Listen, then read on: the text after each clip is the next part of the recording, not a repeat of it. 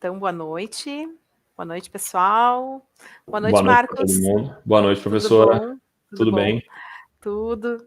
Vamos, então, iniciar a nossa live da Semana ENEF, aqui do nosso projeto Educação Financeira, para todos e para toda a vida, educação financeira em tempos de Covid, para todos os tempos, né? Na verdade, É, acho que nós vamos mudar o nome do projeto, Educação Financeira para sempre. para sempre, Ponto. né? Exatamente. Fico bem feliz aí de tu estar nos acompanhando, de tu ter aceito o nosso convite, né? A gente fez Eu que um agradeço, eu que contato, agradeço.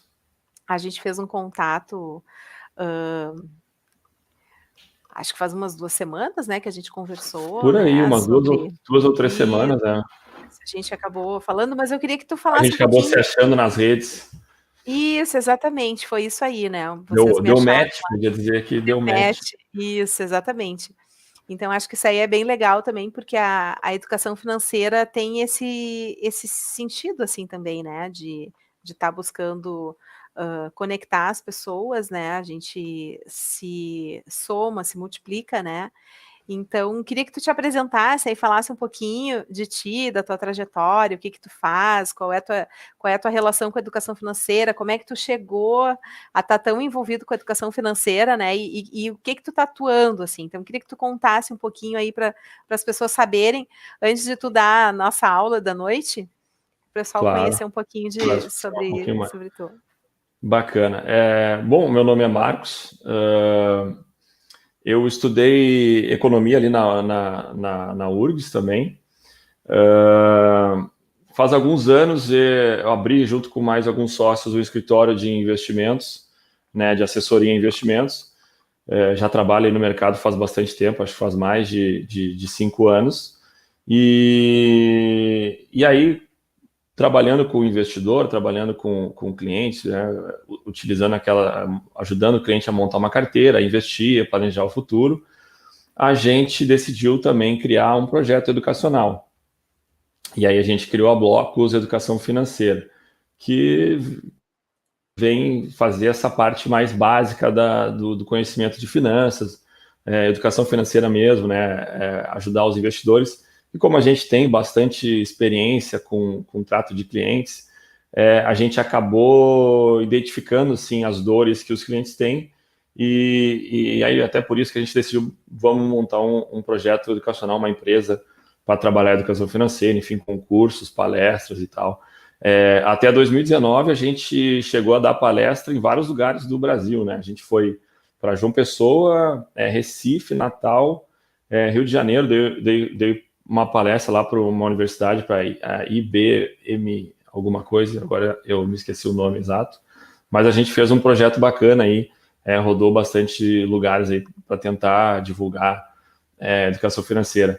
Muito pensando também que a gente, nos nossos estudos, percebeu que, viu, né, que 2020 seria obrigatório esse tema no currículo do ensino básico e fundamental na escola, né? Então, a gente já pensou nisso e começou a trabalhar nisso. Pô, vamos começar a trabalhar a educação financeira que acho que a virada de chave vem agora com a obrigatoriedade, né? Então, e é um conceito importantíssimo para a sociedade como um todo. Para a economia crescer, precisa de poupança, precisa de investimento, enfim, a gente precisa ter uma saúde financeira maior, né? Então, a gente montou esse projeto aí. Legal. Então tá, vamos começar então. Tu tem uma aula aí para falar um pouco sobre educação financeira criativa. Eu quis usar a palavra criativa, aí eu montei alguns slides, aí se a professora me permite passar. Claro. Eu vou compartilhar a tela aqui rapidinho. Hoje tu é o professor. Hoje eu sou o professor. Hoje tu é o professor. Quem diria, tá, agora estou dando aula para a professora da URGS. Se a minha mãe estivesse vendo isso, ia ficar com orgulho. Mas, enfim, eu quis... Tu pode dar um F5 aí para ficar a apresentação. Verdade. Isso fica... É verdade. Professor sempre fica dando pitaco na apresentação de outro professor, né? Sim, Tu já faz sabe, parte. Mas é isso aí. O padrão vai lá para cima, né? A gente fica... mas é isso aí. Eu quis trazer o tema educação financeira e criativa para chamar um pouco mais a atenção, tá? Porque criatividade, na verdade, é o combustível da inovação, até coloquei ali. E eu queria que as pessoas olhassem para a educação financeira fora do que todo mundo fala, né? Corta o cafezinho, para de gastar. É muito fácil falar, né? Cancela a Netflix, cancela a net. Eu já vi até educador financeiro falar assim, ganha mais. Mas não é assim, né? Ganha mais, né? Vamos apertar um botão e pronto, estou ganhando mais. Acho que todo mundo ia fazer isso, né? Então eu quis trazer esse subtexto, digamos assim, subtítulo, desculpa, para a gente parar e pensar, né? A gente precisa resolver um problema, que é, digamos, a nossa situação financeira. A gente tem que usar da criatividade, a gente tem que inovar, a gente tem que usar um pouco de engenharia, né? Buscar a solução. Acho que foi nesse sentido que eu quis usar o criativo, né? Então, mudar o ângulo da visão que a gente tem tanto sobre o mundo, sobre finanças, sobre o que é investir. Investir, já vou dar um spoiler lá do meio, lá investir não é algo só para gente rica ou só para gente super instruída. Investir tem que ficar... Um dia já foi, tá? Eu concordo que um dia já foi, 20, 30 anos atrás, a gente tinha meia dúzia de casas que faziam isso. E, enfim, só tinha acesso à informação quem tinha muito poder aquisitivo. Hoje já é um pouco diferente. Então, a gente tem que vencer algumas barreiras que impuseram para a gente lá atrás, né? A gente tem que mudar o nosso jeito de se organizar, né? Ter uma visão, e eu acho importante trazer sempre uma visão contábil, né? Mas não precisa estudar contabilidade lá, que eu sei que é difícil para a maioria das pessoas. É uma visão de ativo e passivo, uma visão de aquilo que é dívida, aquilo que te gera custo e aquilo que te gera valor, né? Que vai melhorar a tua vida ao longo do tempo. Uma visão de fluxo de caixa, né? Acho que é importante a gente ter isso em mente. As empresas trabalham assim, o mercado que vai precificar, por exemplo, um ativo, uma ação, vai dizer se a empresa é boa ou não. A maioria dos analistas vão usar em alguma parte, eles vão usar o fluxo de caixa para dizer se a empresa é boa, saudável ou não é. Então, a gente tem que aplicar isso para a gente mesmo também. Não adianta a gente ganhar 3 mil e gastar 13.500, né? Ou 13.100. Mas é só menos 100, né? Mas isso se acumula depois lá na frente, né? Esse 100 você vai pedir emprestado, vai pagar 10% de juros, aí mês que vem vai ser 110, mais o 100 do mês atual e vai virar uma bola de neve, né? Trabalhar um pouco da matemática financeira, e de novo, também não é uma matemática financeira avançada, conceitos básicos ali de juros, de porcentagem, acho que a gente tem que ter isso na cabeça, né? E depois eu vou até falar um pouquinho sobre a diferença de 1%. Eu já vi muita gente falar que 1% não faz diferença, mas no longo prazo faz sim, né? As pequenas ações acumulam, né? Legal. Então, eu queria falar um pouco sobre isso. Claro, professor, pode me interromper. Legal esse teu roteiro, né, para a nossa conversa. Eu olhando assim, pelo que eu dei uma espiada aí, essa semana está rolando a prova da OBF, que é a Olimpíada Brasileira de Educação Financeira, e essa semana é online, então cada dia da semana é um conteúdo. Um conteúdo. Isso, e os conteúdos, eles tratam sobre esses elementos. Então, tu imagina trazer esse tipo de conteúdo para criança pequena, criança no ensino fundamental, no ensino médio, sabe? Começar a trazer conceitos até de contábil, de ativo, de fluxo de caixa, de matemática financeira, porque o quão interessante isso, né? E no fundo, esse é o público-alvo também aí do teu negócio. Também. Uma coisa que uma amiga minha que é pedagoga me falou já é que a gente subestima bastante as crianças, né? E elas têm uma capacidade bem maior do que a gente acha que elas têm de aprender certos conceitos. A gente vai deixando para depois. Não vou falar de dinheiro com meu filho. Não vou falar de finanças. Eu não vou dizer para ele quanto eu ganho. E, na verdade, é o contrário. Você tem que trazer a criança para participar, trazer a criança para entender, né? Por que ela não vai ganhar aquele carrinho hoje no final do ano, no Natal? Por que não tem como dar o presente? Para ela depois, inclusive, se tornar um ser humano mais equilibrado mentalmente, porque ela vai saber que o mundo não é um morango, né? E vai poder ter decisões mais assertivas depois, né? A gente tem um projeto dentro da Blocos para atacar esse público. É um pouco mais delicado, a gente precisa trabalhar um pouco mais com pedagogos, psicólogos e tal, mas a gente quer colocar isso para a criançada também aprender e já ver como é que funciona essas coisas E tem um projeto bem legal, né, que é o projeto do site Vida e Dinheiro, que é o projeto da ENEF. Estratégia Nacional, Isso, né, de dessa educação semana, que é justamente essa Exatamente. semana que tem, nossa, tem centenas de atividades, a nossa é uma delas, que é uma das atividades aí que a gente está fazendo. Mas Exatamente. toca a ficha, vou fechar meu Vamos microfone aqui. continuar. Não precisa, professor. Sempre que precisar perguntar, Tá bom. pode falar. Eu quero começar mostrando um gráfico bacana aqui sobre organização da sua vida financeira, né? A gente tem que ter essa ideia de construir patrimônio, tá? A gente tem que vencer a ideia de viver cada dia, um dia, sem pensar lá na frente. Isso é um pouco cultural, tá? A gente não tem uma ideia de longo prazo, por vários fatores, enfim, é um país que tem seus problemas sociais, econômicos, enfim, históricos, e a gente tem pouca visão de longo prazo. Até tem um amigo meu que fala bastante, que eu acho bem interessante falar isso. Nos Estados Unidos, por exemplo, a pessoa não fala. São duas coisas legais que ele sempre diz. Esse meu amigo até meu cliente. Ele sempre fala assim, cara, os Estados Unidos é bem peculiar, porque lá nos Estados Unidos a gente não fala quanto a gente ganha, a gente fala quanto a gente faz.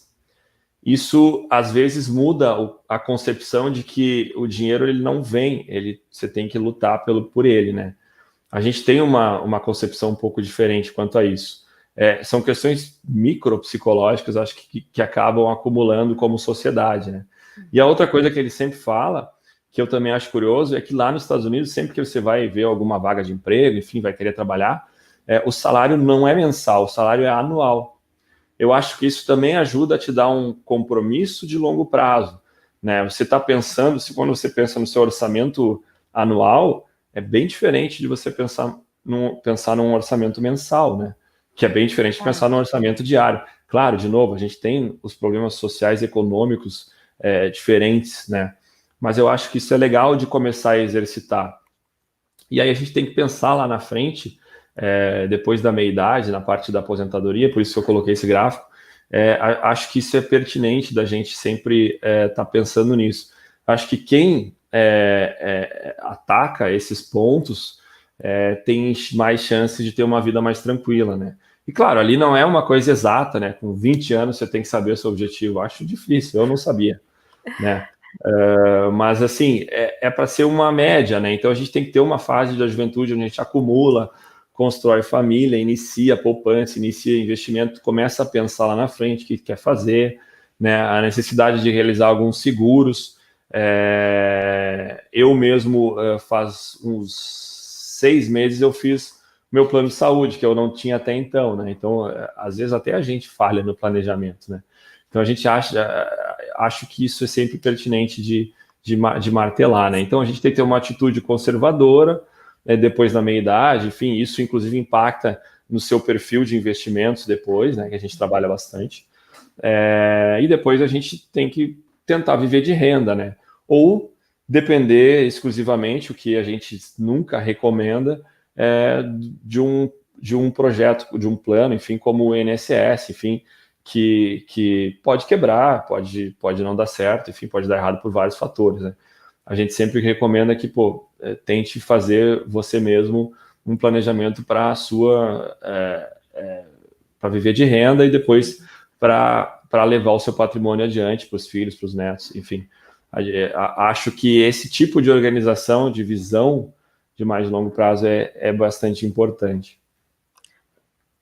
Muito bom. Aqui, eu queria mostrar, então a gente está falando de organização, vou voltar um pouquinho, e aí dentro dessa organização, a gente tem que entender que o projeto de longo prazo, ele tem que se basear no valor, né?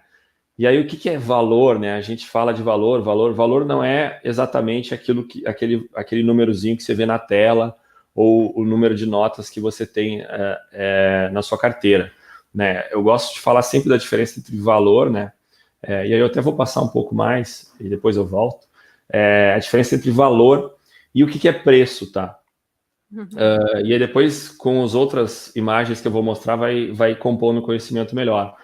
Mas preço é justamente o dinheiro que a gente tem, a nota que a gente tem ali, né? O valor que a gente tem, a quantidade que a gente tem lá na conta bancária. Se você deixar lá na conta bancária, a inflação vai comer o seu dinheiro, e esse valor, digamos assim, ele vai diminuir, né? Você vai ter um dinheiro menor. Quando a gente está falando de valor aqui, eu quero falar de coisas que têm potencial de valorização, né? Que são aplicadas no sistema de produção ou serviço, enfim, que ao longo do tempo crescem, né? Então, você vê o preço, por exemplo, de uma ação da Pets, que é uma pet shop famosa, tá lá, R$16,99. O preço de um brinquedo, R$74,99.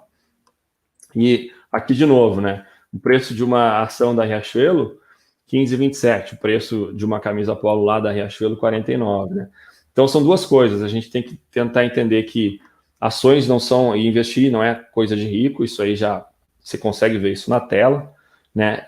E a diferença entre preço e valor, que fica mais evidente agora quando eu começo a mostrar. Por exemplo,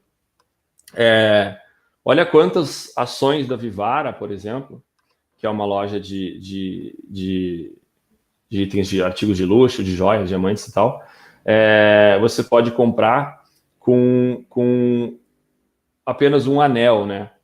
E aí você pensa, pô, mas aquele anel tem um valor sentimental, ou também tem um valor comercial, né? R$2.490, no caso aqui. E qual é o valor de uma ação, né?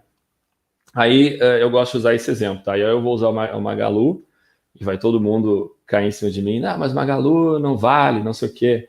Eu concordo, tá? Dificilmente alguém vai comprar o Magazine Luiza. Imagina, qualquer ação que você vai comprar vai valorizar, sei lá, 1000%, você continuar mantendo, enfim, isso é uma outra questão. O que eu quero mostrar é justamente essa noção de preço versus o valor, tá? Então, veja lá, em 2015, esse foi até um post da nossa rede social que a gente fez ano passado. Em 2015, se você tivesse R$4.200, você poderia ter duas situações. Ou você comprava o iPhone da moda, o iPhone 6 Plus na época, gastaria R$4.200, ou compraria R$4.200 em Magazine Luiza. E olha só o gatilho, né? O que é o valor? Aí acho que aqui fica mais claro. 4 anos depois, quanto que aquele celular se valorizou? Praticamente não vale mais nada, né? Perdeu metade do valor quase, vale 2.700. Provavelmente, eu não conheço muito de iPhone, mas em 2019 o iPhone 6 acho que não deveria ser mais muito bom, porque acho que já estamos no 12, né? Enfim. E olha lá a Magazine Luiza, quanto que ela se valorizou. E por que isso aconteceu, tá? Foram mais de 96%, 96 vezes a valorização de Magazine Luiza. Por que isso aconteceu? Porque a Magazine Luiza é uma empresa que, na lógica dela, a lógica da empresa é se valorizar, é crescer. Então, ela abriu mais lojas, ela aumentou o número de negócios dela, ela vendeu mais, ela teve mais lucro, etc, etc, etc. E isso gerou valor para quem era sócio dela lá em 2015. Tanto valor que, com o preço de um iPhone, você poderia ter comprado ali um apartamento praticamente, né? Então, esse tipo de visão, esse ângulo de visão, pô, ações não são coisas para gente rica. Eu já vi muita gente falando isso e a pessoa tinha um iPhone da última geração na mesa comigo numa reunião, dizendo, pô, mas eu não tenho dinheiro para comprar ações. E isso não é verdade, tá? Então, a mesma coisa que um iPhone faz, aí tomara que o pessoal da Apple não ouça a gente falando, mas o iPhone tem celulares que fazem a mesma coisa por um preço menor, né? E aí você tem que escolher, e não estou dizendo também assim, não compre iPhone, tá? Porque, claro, tem gente que usa para trabalhar, tem gente que gosta, que se sente mais confortável, mas o que eu quero trazer é que você se instigue para pensar se realmente isso vale nesse seu plano, entende? Se aquilo faz sentido para o seu plano de vida, né? Ou se é só para mostrar para os seus amigos ali naquele mês, e aí daqui a pouco passa um ano, aquele iPhone nem é mais tão legal, e aí você nem é mais o cara da moda porque comprou um iPhone, entendeu? Aí você vai ter que comprar o próximo. E assim você vai sucessivamente minando os seus próprios planos de ter uma vida confortável, de trazer qualidade de vida para sua família, etc, etc, etc. Aqui eu tinha pulado, mas esse aqui é um pouco mais recente, de 5 de novembro, um iPhone 11 custando 9 mil e a própria ação da Apple, que agora já pode ser comprada na Bolsa Brasileira, custando R$65. Acho que esse tipo de visão é bem pertinente. Eu não sei se a professora tem alguma questão para fazer para mim nesse sentido. Tem uma questão, não sei se tu vai Claro. tratar também, né? Porque muitas vezes as pessoas desconhecem, né? Acho que é um dos itens aí que tu vai falar sobre conhecer um pouco mais e ir na onda do que todo mundo está comprando, do que está fazendo, né? Então aí eu acho que tem um cuidado aí também, né? Sim. Se tu também puder alertar, né? Assim, a questão, porque tem muita questão do desconhecimento, de onde buscar, como garantir, né? A gente, efetivamente, assim, a gente sempre orienta, né? E buscar se informar, buscar um apoiador, alguém que auxilie nesse processo, né? Para Sim, não sim. ir no aquele efeito, a todo mundo está indo, eu vou comprar O também, efeito né? manada, né? Isso. Então, Tem dos dois lados, tá? Tem tanto na parte de gastos, né? Então a gente às vezes, até eu estava usando aqui o exemplo do iPhone, a gente às vezes compra o iPhone porque os amigos estão comprando, tá? sim, E aí isso tem tudo a ver com a educação financeira, no sentido que esse é um dos gráficos mais importantes, a organização da sua vida, é o seu plano, né? Às vezes a gente gasta muito tempo com um monte de coisa que, enfim, eu jogo tênis porque eu amo, eu faço isso porque eu amo, e aí você mesmo, que obviamente você deveria amar, você não gasta o tempo suficiente para criar o seu planejamento e ser firme na sua organização. Né? Qual é o meu objetivo, o que eu quero, eu vou fazer assim, assim, assado e vou chegar lá. Né? E tem isso também na parte de investimentos, né? E hoje isso está muito forte com as redes sociais, com as plataformas de redes sociais. Inclusive lá fora tá bem forte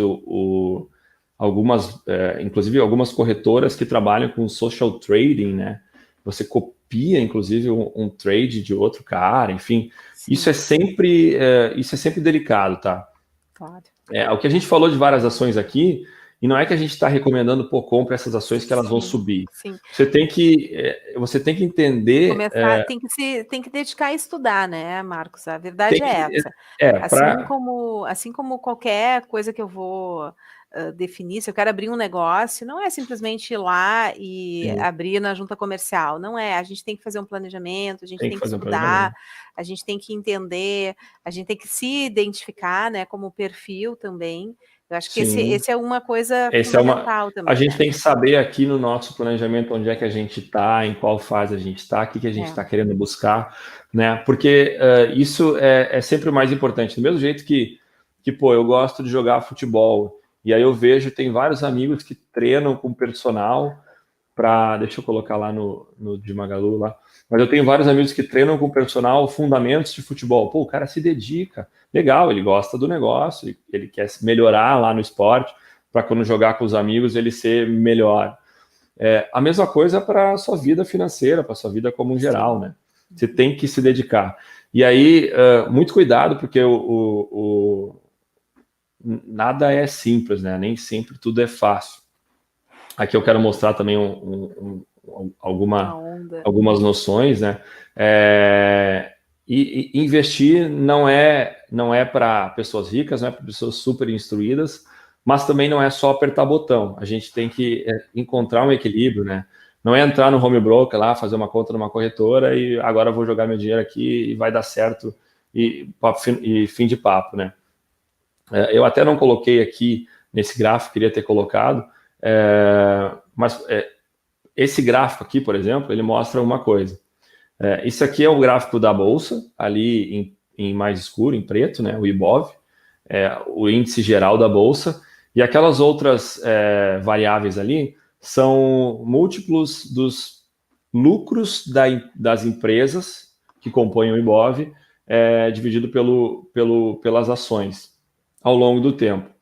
E você vê bem nítido, em geral, a bolsa, as ações das empresas, o valor delas, elas buscam esse ratio, né? Essa combinação de fatores, que é o lucro que as empresas têm.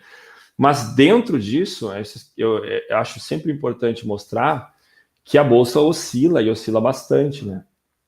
Então, não adianta você só comprar uma ação e achar que vai ficar rico mês que vem, porque vem o acontecendo durante o ano. Porque se você for olhar ali, a gente tem vários momentos onde, por exemplo, a bolsa está lá em 60 mil pontos e ela vai até 40. Ou seja, ela perdeu 30%, né? Depois ela sobe de 40 para 60, né? Ganhou 50%. E se você ficar atrelado só aos outros, sem estudar, você vai ficar à mercê de uma maré mais forte, achando que pode, enfim, ganhar logo e ficar rico rápido e fácil. E não é assim. E o segundo ponto que isso aqui mostra é que essas coisas levam tempo, né? Sim. De novo, tem que estar no seu planejamento. Olha como que você vê que a tendência da bolsa ao longo dos anos é subir, fazer seus movimentos e subindo devagarinho. Mas é devagar, leva tempo, né? Leva conhecimento, empresas nesse meio do caminho vão quebrar, empresas vão surgir, né? E aí você tem que estar sempre atento a isso. Acho que esse é um ponto que é importante. Existe risco, né? Mas existe retorno, né? Então, é sempre bom, acho legal pontuar isso, né? Quando tu falasse ali há pouco, né, que é importante ter esse conhecimento contábil, né? Não precisa ser contador, mas entender como é que funciona uma empresa, né? Porque esse lucro, ele vem da produção das empresas. Então, agora a gente está num momento de pandemia que afetou diretamente. Então, é natural que vai ter uma queda, né? Enfim, então, esse contexto aí é muito importante, assim, ter, né? De novo, reforço, né? A gente ter esse entendimento e que uma empresa... por mais que a gente, né, a gente que trabalha lá com as startups, né, a gente quer unicórnio, mas não existem unicórnios assim, não é, né? É raro. Eu vou dizer, a gente tem um dado aqui que a gente monitora startups, tá? Aqui no escritório. A gente tem um dado que 95% de todas as startups que surgem vão à falência. 95? 95. E eu tenho um dado mais curioso ainda. 75% das startups que recebem dinheiro, que recebem funding, né? Que recebem um investimento inicial, 75% delas quebram. Ou seja, 7 em cada 10 que receberam, né, investimento, elas acabam quebrando. Então, não é assim, pronto, surgiu uma baita empresa. E aí, isso é legal de mostrar também que uma empresa que está na bolsa, ela já passou desse nível, então ela já se mostrou, no mínimo, resiliente. A gente espera, né? Claro, tem empresas que acabam ficando para trás, enfim, isso tudo você tem que acabar estudando no mercado, né? É uma questão qualquer tipo de evento, né, pode afetar direto o negócio, né? Qualquer tipo de evento pode mudar o business, né? Pode mudar o jeito que se faz negócio, né? Quando surgiu o computador, enfim, internet, matou o business da máquina de escrever e das tintas de máquina de escrever, não faz sentido, né? Mas eu agradeço ter feito o curso de datilografia. Graças ao meu curso de datilografia, eu uso todos os meus dedos e digito. Fica rapidinho. Mas pensa em empresas gigantes, por exemplo, a Xerox, lá dos Estados Unidos. Essa até conseguiu se reinventar um pouco, mas a Kodak sofreu, enfim, eram gigantes da época e acabaram sofrendo com mudanças no mercado. Então, tudo isso tem que ser levado em conta, né? Aqui eu mostro um pouquinho dos dividendos, que aí é aquela coisa que eu falei lá de entender um pouco de matemática financeira, de saber um pouco sobre juros, inflação, né? E o que é isso, tá? Eu coloquei 2 rankings aqui para mostrar para as pessoas que não é mentira que as empresas pagam dividendos, tá? As empresas realmente pagam e às vezes não é pouco, ainda mais hoje que a gente tem um juros baixíssimo. A gente tem ali empresas em 2019, 2018 pagando acima de 10% ao ano só de dividendos, né? Porque voltar um pouquinho, quando você compra uma ação, você está virando sócio de um negócio, tá? Não tem nada mais, como é que eu vou dizer? Não tem nada mais capitalista, assim, mais que você entra para a sociedade, você faz diferença. Claro, a não ser montar uma empresa e realmente atuar na sociedade, prestar um serviço para a população diretamente, mas não tem nada depois disso que não seja ser sócio de uma empresa. Porque, e veja hoje, né? Hoje a gente tem o tal do ESG, né? Praticamente é a nova status quo, né? Tu tem que ser ESG, tu tem que prestar contas para a sociedade, tu tem que cuidar do teu meio ambiente, da sociedade, da natureza, questões sociais, enfim. E várias empresas já estão cortando no meio da cadeia de produção dela fornecedores, enfim, que não estão em conformidade com essa visão de mercado. Isso acontece por quê? Por causa da gente que está aqui investindo e está exigindo direcionamento das empresas, por causa dos protestos que a gente faz na rua, que a sociedade pede, e as empresas elas estão na sociedade, elas não estão acima da sociedade, né?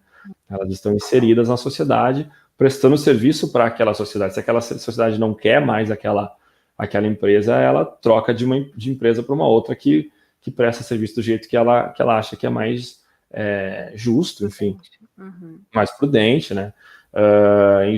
Inclusive, eu vejo aqui do lado da parte de investimentos vários fundos grandes, alguns dos maiores do Brasil, inclusive o maior do mundo, que é o do Warren Buffett, que é a BlackRock, que começou esse movimento. Eles já estão escolhendo para a carteira de ações deles só empresas que têm esse compromisso com a sociedade, o meio ambiente e a população. Então, as empresas vão deixar de receber recursos se elas não virarem para onde a sociedade quer.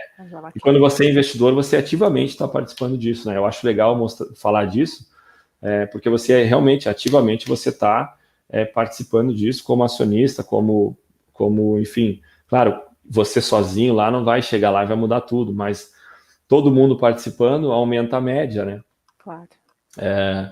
E aqui eu gosto de mostrar, por exemplo, as pagadoras de dividendos, são empresas que distribuem dividendos para quem é sócio, né? E a gente tem ali várias empresas gigantes, Itaú, enfim, distribuindo 11% ao ano, né?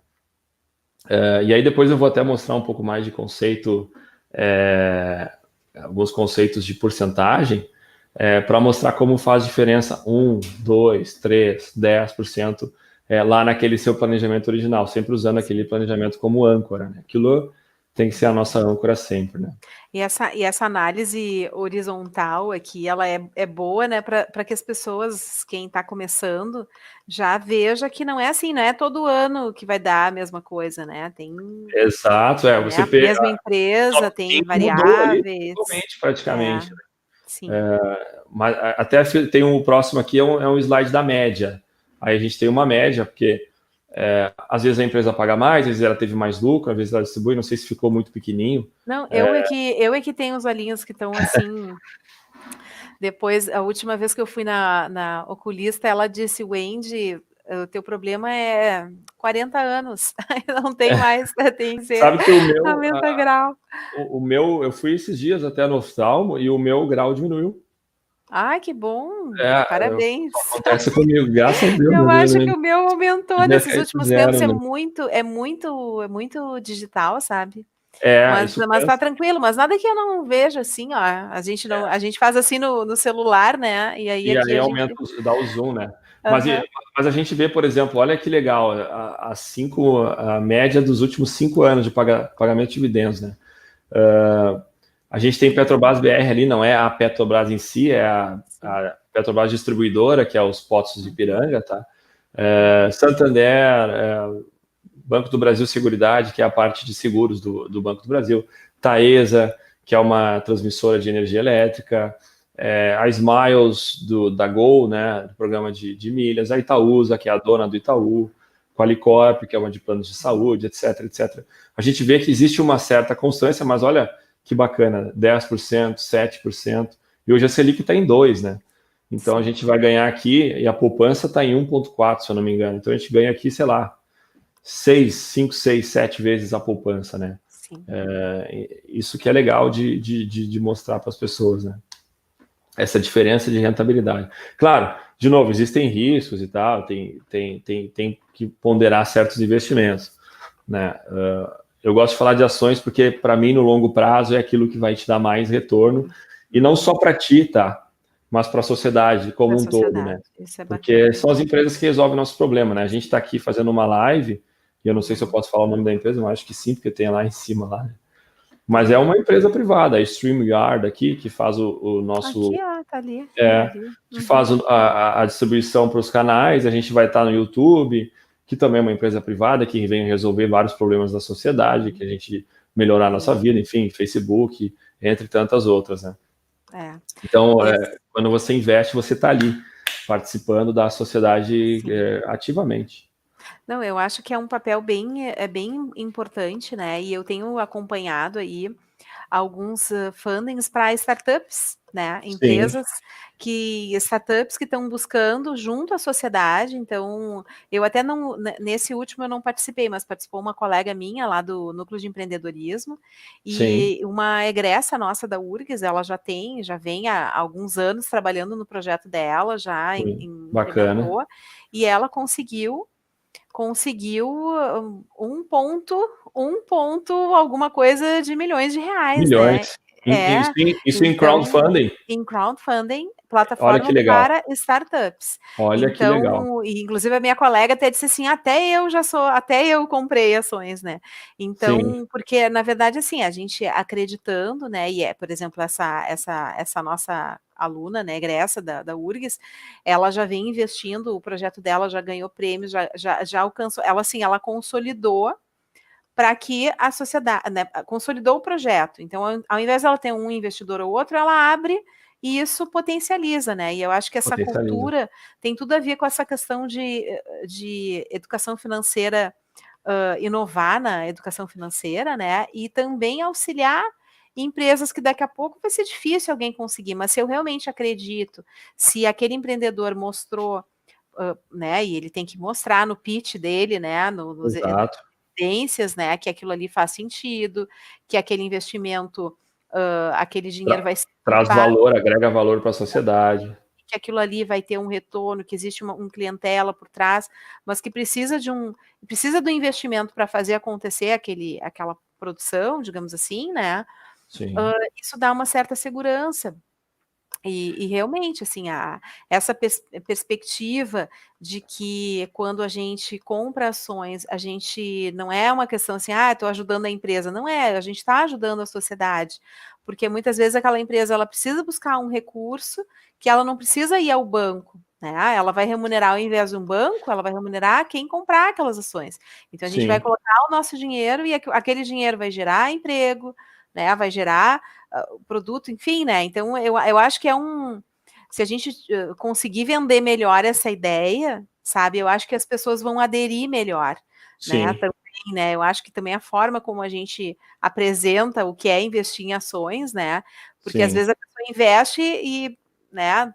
Mas daqui a pouco eu posso investir numa empresa e eu sou cliente dessa empresa, eu vou fazer de tudo para que as pessoas, né, cuidem daquela empresa também, né? Também, também. Esse é uma coisa importante, né? Se eu sou dono de uma empresa, eu, né, faço parte, eu vou querer que essa empresa vá bem, né? Cresça e É, preste o melhor serviço para a sociedade possível, né? O legal do crowdfunding é que foi em 2017, não faz muito, isso é recente para a questão de legislação, que a sim. CVM regulou. Aprovou, Ela sim, aprovou lá uma série de regras, uma instrução normativa dela lá, e regulou a parte de crowdfunding, ou seja, ela permitiu que isso acontecesse. Olha que legal, imagina se essa nossa colega aí da URGS, a empresa dela cresce, dá bem, e todos aqueles pequenos investidores, microinvestidores que apostaram na ideia, que viram valor para a sociedade naquele negócio, eles vão acabar ganhando com isso também, né? E aí as famílias deles vão ganhar com isso, e é um círculo que não tem como ser ruim, né?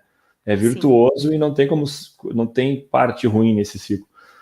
Uma outra coisa que você puxou um gatilho que eu acho legal, aí eu lembrei, é que muita gente pode dizer depois, mas quando eu compro ações na bolsa, o dinheiro não vai para a empresa. E é verdade, eu concordo. A não ser que seja no IPO, né, que as ações vêm direto para a empresa, as ações circulam no mercado que a gente chama até o mercado secundário. Sim. Mas que é um mercado que as pessoas não veem que é importante, um mercado especulativo, mas acho que essa ideia a gente tem que destruir também. Porque um mercado não é especulativo, é um mercado que é de liquidez. Você imagina que você entre num business que você nunca mais pode sair, né?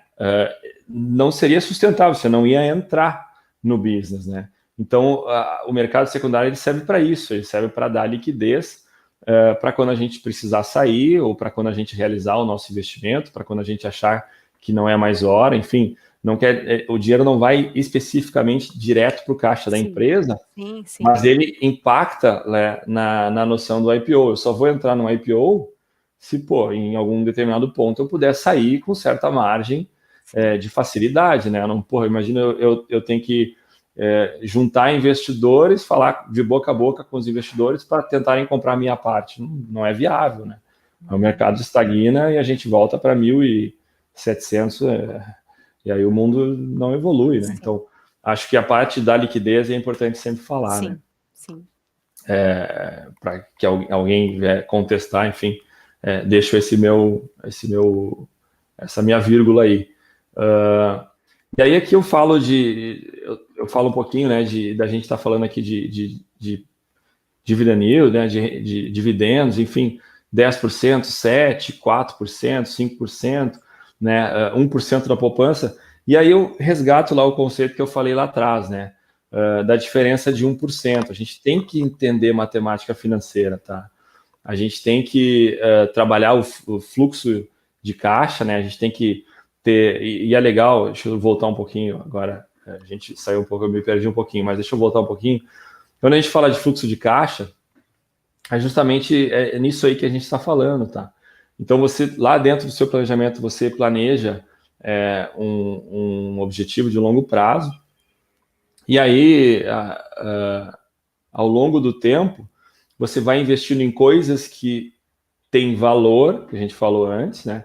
Coisas que se valorizam e coisas que aumentam o seu fluxo de caixa, né? Ou seja, empresas que pagam dividendos, talvez fundos imobiliários, renda fixa também, não tem nada de errado com a renda fixa, é um investimento importantíssimo, mas você tem que pensar sempre no seu fluxo de caixa, né? E o investimento em dividendo é um dos tipos de investimento que ajuda você no fluxo de caixa. Imagine lá na frente, na sua fase de viver de renda, que você tem acumulado 500 mil em ações que pagam dividendo. Aí eu vou fazer um exemplo simples, tá? E aí eu vou matar um pouco da matemática financeira aqui. Mas digamos que eles estejam pagando 1% ao mês aí, e você está ganhando 5 mil reais, né? 12% ao ano, não é 12, é um pouco menos, mas vamos fazer um parênteses. E aí, na sua carteira lá, você está ganhando lá seus 12% ao ano, na verdade 1% ao mês, e aí você está ganhando 5 mil de dividendos todo mês, né? Isso já deixa você tranquilo de certa forma, depende muito de como a pessoa quer se aposentar, mas já, de certa forma já está tranquilo para viver de renda, daqui a pouco complementa com o INSS, tem outros tipos de renda, enfim, acho que é isso que a gente tem que planejar e montar ao longo do tempo, né? Algo que se valoriza, uma carteira que sobe, uma situação financeira saudável, que tem um fluxo de caixa positivo, que você vá, enfim, não fique apertado, não fique com medo, não fique psicologicamente ansioso por causa do final do mês, das contas do mês, enfim, porque vai nascer mais um filho, ou, enfim, se a esposa quer trocar de faculdade, o esposo quer trocar de faculdade, os filhos querem trocar de faculdade, enfim, essas coisas acontecem. E aí, se a gente tem uma vida financeira saudável, isso é muito mais fácil, né? Até vou fazer um parênteses, professora. Esses dias eu peguei uma pesquisa, dizia que era basicamente 65% das brigas de casal eram causadas por situações financeiras. Ou seja, resolve o problema financeiro, já resolve um monte dos problemas matrimoniais, enfim. porque isso Sim. afeta o nosso psicológico, né?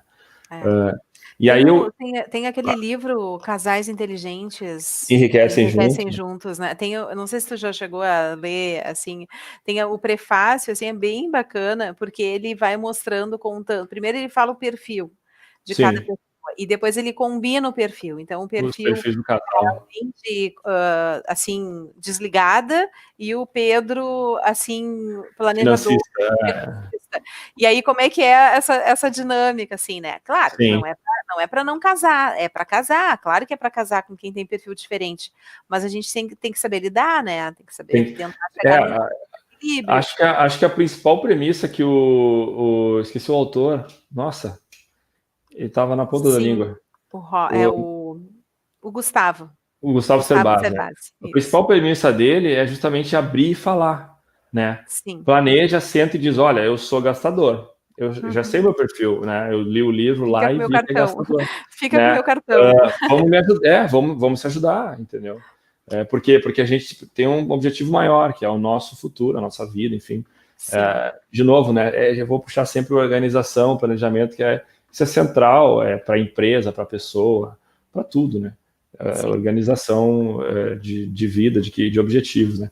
E aí eu gosto de mostrar isso aqui, porque olha que legal.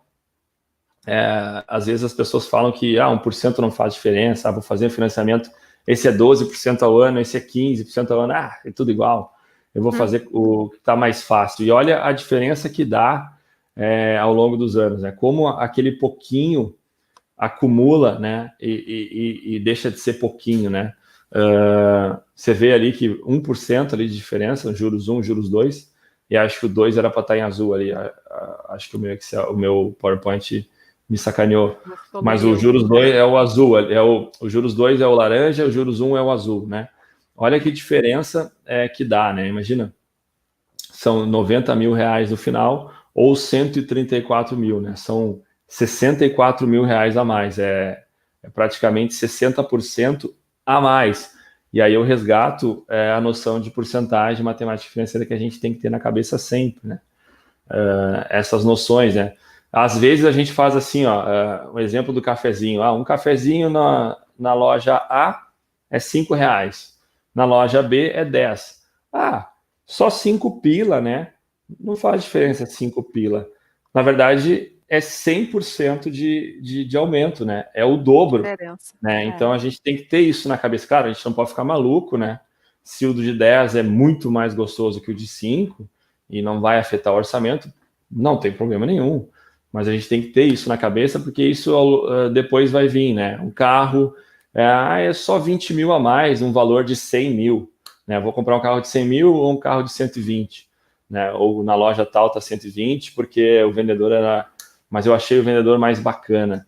Pô, são 20 mil reais, são 20% do primeiro valor, né? Então, essas noções a gente tem que ter, a gente tem que trabalhar, a gente tem que parar um pouco, estudar e resgatar, né? Porque olha só, isso eu estou falando de 1%, tá? Um mísero porcentinho ali. Imagina quando a gente vai lá para 7, 8% de diferença. Olha a diferença que dá, né? E a gente pode dizer que no juros 1 ali, a gente está na poupança, basicamente é isso que ela está dando ao ano, tá? E nos juros 10, me permite voltar um pouquinho, a gente tem Taesa lá, por exemplo, pagando 10% ao ano, tá? Olha a diferença que dá em 40 anos. É praticamente por causa da escala, né?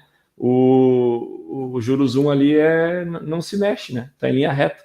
Sim. Morreu, né? Enquanto que no juros 2, olha a diferença de como acumula, né? Como vai batendo, vai batendo, vai batendo, vai subindo, vai subindo. E aí você chega lá com 40 anos. Isso são 50 mil aplicados, tá? Eu acho que eu não falei. Aqui também, são 50 mil aplicados no ano 1, né? Começa ali nos 50 mil. E aqui também são 50 mil aplicados no ano 1, a uma taxa de 10% constante até 40 anos, e no ano 1, uma taxa de 1,5%. E, enfim, acho que, no geral, acho que era isso que eu queria mostrar com finanças, né, educação financeira criativa.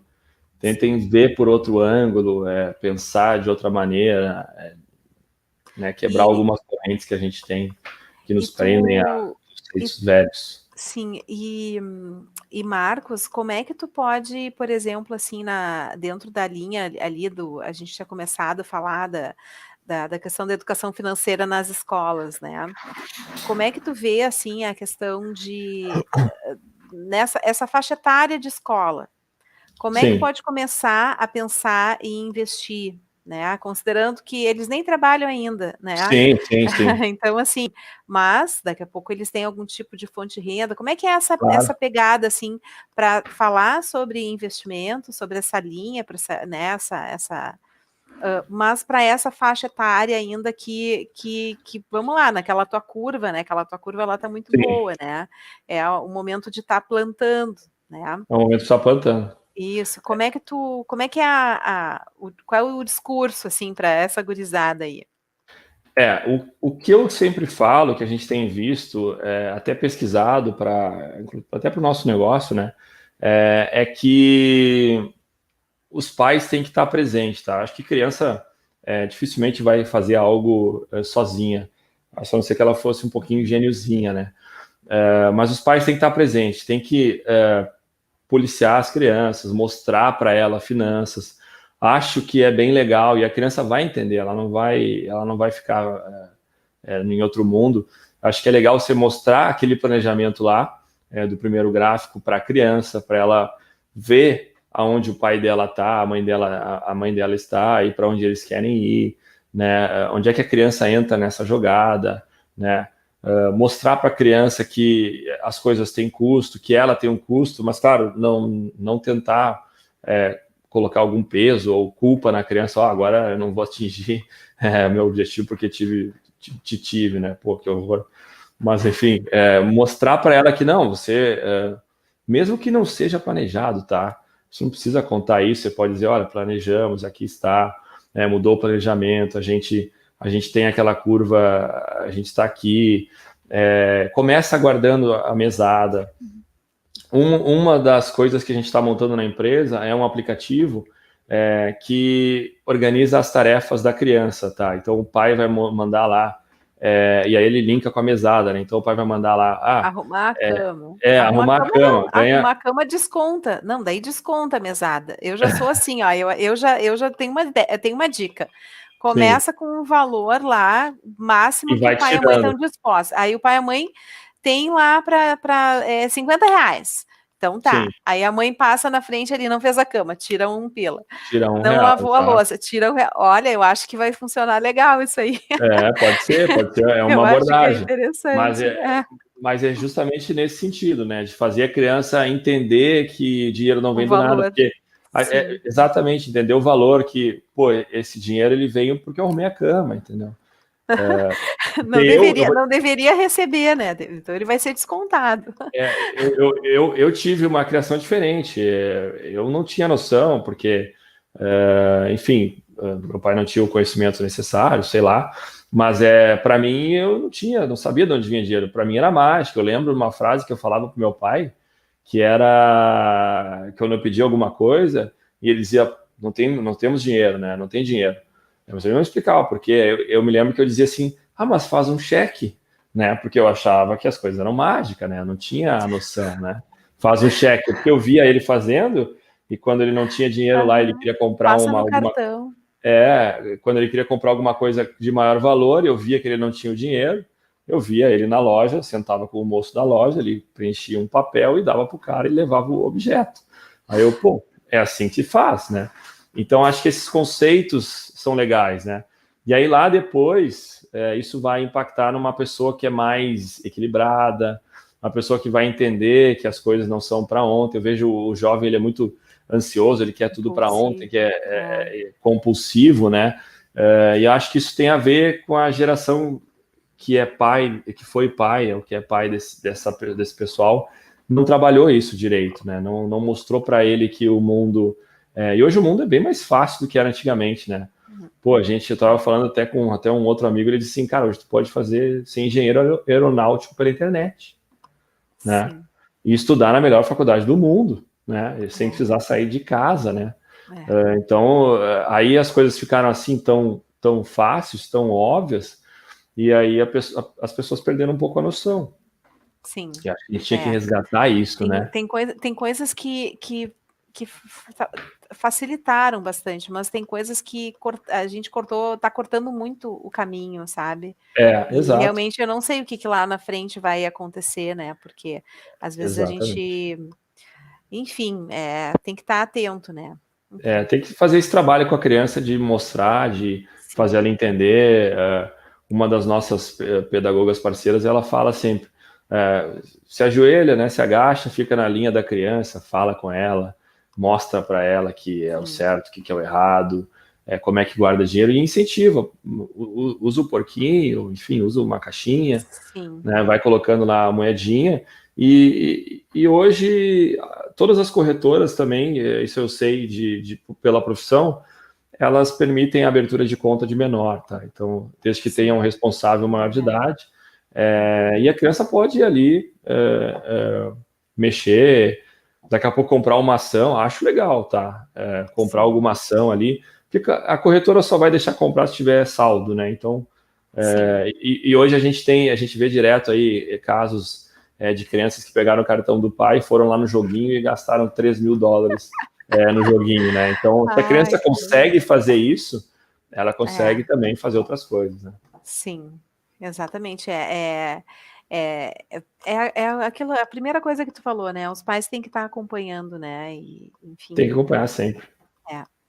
E olha só, eu botei aqui nos comentários, se alguém que estiver nos acompanhando, que tiver uma pergunta, a gente faz aqui ao vivo, né? E a cores.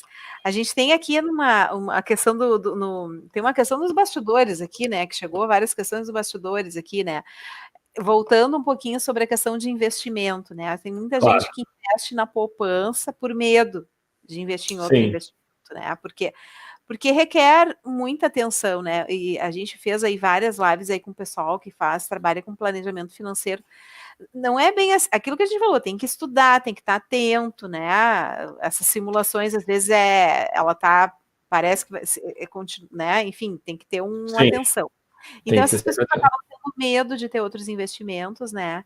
Enquanto que se entendessem, esses rendimentos poderiam ser maiores, teriam mais lucro e retorno. Por que ainda é pouco? Por que tu acha que é pouco difundido e como que tu acha que a gente pode difundir mais, assim, a comunicação, né? A educação em relação aos investimentos, né? Para as pessoas tirarem esse medo, se sentirem mais seguras. Qual é a tua opinião e como que tu acha que isso pode ser melhorado? Olha, pessoalmente eu acho que a poupança é muito difundida em detrimento de outros tipos de investimento, e aí eu faço um parênteses, existem vários produtos de renda fixa que têm a mesma segurança, igualzinha, a mesma lei lá segurando a poupança, do que a poupança, igualzinho, só que rende às vezes o dobro, ou às vezes até 3 vezes ou mais, às vezes até 4 vezes mais, tá? No longuíssimo prazo. Renda fixa também, tá? Só para deixar bem claro. Mas eu acho que a poupança é muito difundida em detrimento dos outros, na minha opinião, por 2 fatores, tá? Um é que acho que é o sistema como o Brasil, como país, se organizou. A poupança foi criada por Dom Pedro, tá? Como uma alternativa de investimento para a pessoa mais humilde, tá? Então, acho que essa separação de pessoas humildes e outras pessoas, né? Então, as pessoas humildes vão investir aqui, e as outras pessoas a gente trabalha melhor. Acho que essa separação que se criou, algo cultural, ela, na minha opinião, ela tem um pouco de influência sim, tá? Nenhum outro país no mundo tem a estrutura que a poupança tem, né?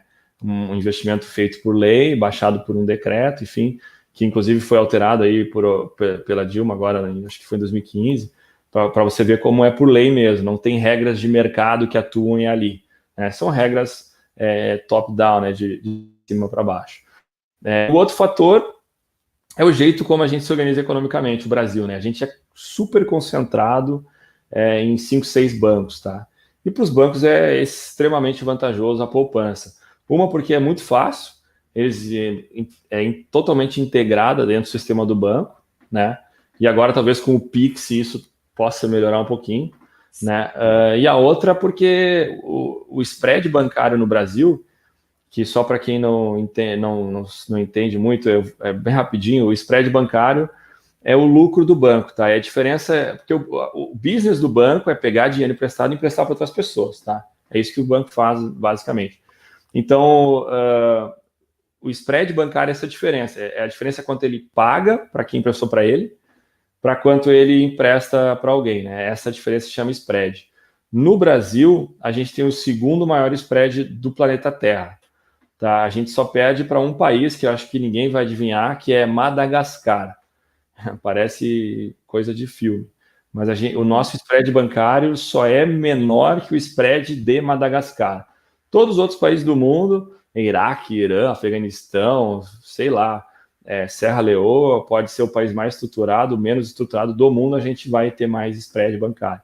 E aí, esses dias, eu até estava lendo um artigo sobre isso, e um dos fatores que mais aparece nos artigos que estudam isso, né, os artigos científicos, justamente é a concentração bancária. Aí tem outras coisas que é lei, é difícil recuperação de crédito, blá, blá, blá, mas o spread bancário, a concentração bancária ajuda muito. A poupança, aí o mercado está só naqueles caras, naqueles jogadores ali, né? A gente é dependente deles e eles só divulgam o que eles acham melhor, né? Que é a poupança.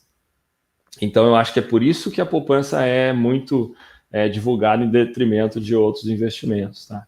E aí que vem a gente tentando quebrar esse monopólio, enfim, essa barreira com a educação financeira. Vem as startups também, as fintechs aí para tentar roubar um pouco do mercado desses grandes jogadores, né? E vem a taxa de juros também, que faz a pessoa sair da zona de conforto, né? Acho que isso aí acaba mexendo um pouco, mas na minha visão, acho que é por isso que a poupança é muito difundida. Tinha uma parte 2 da pergunta, acho que eu me esqueci. Que dica que tu tem para a gente mudar essa... Mas eu acho que tem a ver aí Perfeito. com o que tu está falando, né? Que é mudar um pouco essa visão. Buscar conhecimento, de preferência, fora dos grandes jogadores, né? Dos oráculos ali, né? Que a gente tem ali 5, 6 caras grandões que sempre vão falar a mesma coisa, mas busca conhecimento fora deles, com pessoas como você, por exemplo, que faz serviço de educação financeira, a própria CVM, tá? A CVM eu acho bem bacana, eles têm um projeto educacional legal, sim, tá? E eles são o órgão regulador do mercado, entendeu? Eles são o banco central da parte de investimentos, digamos assim. CVM, o Banco Central também atua legal nisso aí. A gente também tenta fazer a nossa parte com a Blocos Educação Financeira. Sim. Enfim, tem ali os blogs das fintechs, tem bastante conteúdo legal, o blog do Nubank, dos outros bancos aí que querem mudar um pouco esse paradigma, tá? Mas você tem que buscar conhecimento. O meu filho está fazendo o curso aí de vocês. O nosso curso Agora, ele fez o bloco 1. Ele deu um feedback. Ele ficou super atento, e ele vem aqui falar, mãe, já vem falando os termos, assim, é legal. Bacana, ele agora estava em função de prova, vai continuar. Eu vou botar na tela aqui que tu queria falar alguma coisa aqui, né, de uma dica legal, né? Para fechar aqui, para o pessoal que é estudante, tá aí, né? Esse é um projeto do CIE com a FEBRABAN, que é eles estão distribuindo bolsa para estudar lá fora, né? É um quiz, eu li ali rapidinho, você responde um quiz, quem responder mais rápido e com mais assertividade passa para a segunda fase, eles vão selecionar lá X candidatos por região brasileira, né? Em que site que tá, Marcos? Quempoupasonha.com.br. Poupa Sonha. Se eu não estou errado, quempoupasonha.com.br. Não é esse. Não. Agora eu me perdi. Eu tinha anotado aqui. Quem sonha poupa, desculpa, é o contrário. Quemsonhapoupa.com.br. Aí tá nesse site. É só invertir a palavra ali. Tá bacana. E aí, na segunda fase, enfim, eles vão dar prêmios, várias bolsas de R$20 mil, enfim. Bacana, o projeto ali do CIE, da FEBRABAN, dentro da Estratégia Nacional, desculpa, da Semana Nacional da Educação Financeira. Legal, botei ali nos comentários aí para o pessoal poder acessar. Bem, Bacana. Bem legal, Marcos. Bem bom nosso bate-papo aí, uma horinha aí para não se estender muito, né? Mas legal. te agradeço aí poder participar, partilhar. Eu que agradeço. Fica um conteúdo aí, mais um conteúdo aí para a gente poder estar compartilhando, né? Tanto vocês aí na rede de vocês, nós aqui no nosso. Legal. Agradecer aí a parceria, agradecer aí o tempo disponível, né? As dicas, reforçar, agradecer quem está aí acompanhando também, quem vai estar assistindo depois também, porque a gente sabe que também acaba sendo útil depois, né, para o pessoal estar acessando. E por fim, assim, o que tu tens de dica, né? Porque como a gente está em tempos de pandemia, eu fiz tanta live de tempos de pandemia que teve uma hora que eu já, né, cansei, assim, de tanta live, de sempre fazer a mesma pergunta, mas como a gente continua em tempos de pandemia, eu vou perguntar, né? Que dicas que tu tem aí para o pessoal poder criar uma reserva financeira, né, e focar em investimento mesmo em tempos de pandemia, né? O que mais as pessoas podem apertar o cinto para fazer reservas, enfim, né, para focar, para quando liberarem mais a gente poder fazer, né, mais coisas, né, com dinheiro ou criar dinheiro, né, apesar da crise toda. O que tu sugere aí para mensagem final aí para os nossos acompanhantes? Bacana. O que eu acho mais interessante, tá, para quem não sofreu, né, não perdeu rendimento mensal, não perdeu salário, enfim, não perdeu emprego, para quem se manteve, conseguiu adaptar home office e tal, cuida desse dinheiro que acabou sobrando porque você começou a almoçar em casa, né, cozinhou e não gastou com transporte, né, e começa a direcionar essa reserva para investir. E no pós-pandemia, daqui a pouco adapta algumas atitudes, né? Eu mesmo, por exemplo, faz vários anos já, eu almoço aqui no escritório. Claro, tem gente que não vai poder, mas quem pode, eu economizo mais ou menos ali em almoço, devido à região aqui de Porto Alegre, onde eu trabalho, dá mais ou menos uns 5, 6 mil reais ao ano que eu economizei, né? Tá praticamente pago uma viagem, né? Só de almoço e lanche, enfim. Então, isso é uma dica legal. Outra dica se você perdeu algum rendimento, procure aí algumas coisas para se especializar, fazer um freela daqui a pouco, vender um pouco de conteúdo. Às vezes tem gente que sabe bastante português, revisa texto, chega na, sei lá, por exemplo, na professora Wendy, professora, vocês não querem revisar o texto aqui, vocês deixam uma receita, né? Eu chutei um exemplo, né? Mas, enfim, a pessoa tem que usar a criatividade, né, para sair da crise. Mas eu acho que é isso. Por mais que a gente já tenha apertado o cinto, algumas coisas boas podem sair disso, né? A gente pode teve várias empresas aí que mudaram para home office permanente ou misto, né, para o resto da vida da empresa. Isso vai economizar muito em gasolina, tempo de trânsito, talvez aumente a qualidade de vida de muita gente, né? Então aproveita esses ganchos e faz uma reserva, começa uma poupança nem que seja, mas procura outras coisas melhores, né? Sempre tenta, como é que eu busco mais 1%, né? E cuida para não cair em golpes, né? É bom falar isso, né? Promessa de coisa fácil e rápido, a gente tem visto acontecer direto agora na pandemia, muitos clientes caindo, né?